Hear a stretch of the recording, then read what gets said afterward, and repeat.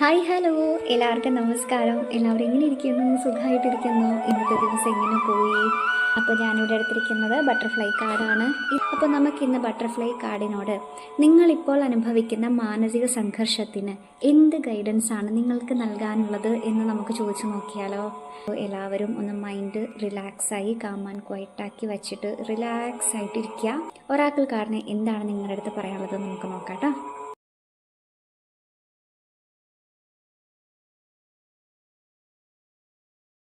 Card വന്നിരിക്കുന്നത് ഈ കാർഡാണ്. ഇപ്പോൾ മറ്റുള്ളവരുമായി ഇടപഴകുന്നത് അവസാനിപ്പിക്കുക എന്ന കാർഡാണ് വന്നിരിക്കുന്നത്.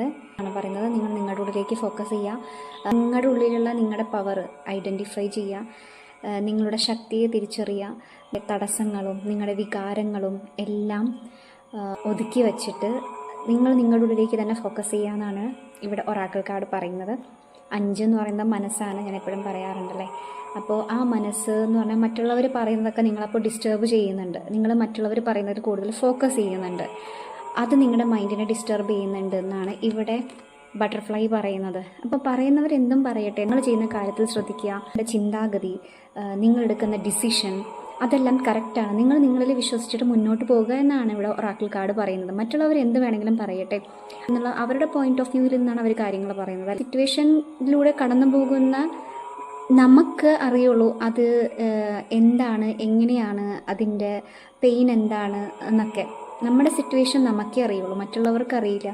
അപ്പോൾ അവരുടെ പോയിന്റ് ഓഫ് വ്യൂവിൽ പറയുന്ന കാര്യങ്ങൾ അത് എന്തിനാണ് വെറുതെ തലയിലേക്ക് എടുത്ത് അതിനെ ഓവറായി ചിന്തിച്ച് നമ്മുടെ മൈൻഡിനെ ഡിസ്റ്റർബ് ചെയ്ത് അവരങ്ങനെ പറഞ്ഞു, അവരിങ്ങനെ പറഞ്ഞു, അവരങ്ങനെ ചിന്തിക്കുന്നു, എന്നെ തെറ്റായി വ്യാഖ്യാനിക്കുന്നു എന്നൊക്കെ എന്തിനാണ് നിങ്ങളുടെ മനസ്സിലേക്ക് അവരുടെ ചിന്തകളും അവരുടെ ഒരു എനർജിയും എന്തിനാണ് നിങ്ങളിലേക്ക് റിസീവ് ചെയ്യുന്നത്? തൽക്കാലം മറ്റുള്ളവരുമായി ഇടപഴകുന്നത് അവസാനിപ്പിക്കുക. നിങ്ങളുടെ ഉള്ളിലുള്ള നിങ്ങളെ തിരിച്ചറിഞ്ഞ് നിങ്ങൾ നിങ്ങളിൽ തന്നെ ഫോക്കസ് ചെയ്തിട്ട് നിങ്ങളുടെ ഉന്നമനത്തിന് വേണ്ടിയിട്ട് നമുക്ക് സക്സസ് ആവണമെന്നുണ്ടെങ്കിൽ നമ്മൾ തന്നെ ഹാർഡ് വർക്ക് ചെയ്ത് പരിശ്രമിച്ചിട്ടേ കാര്യമുള്ളൂ.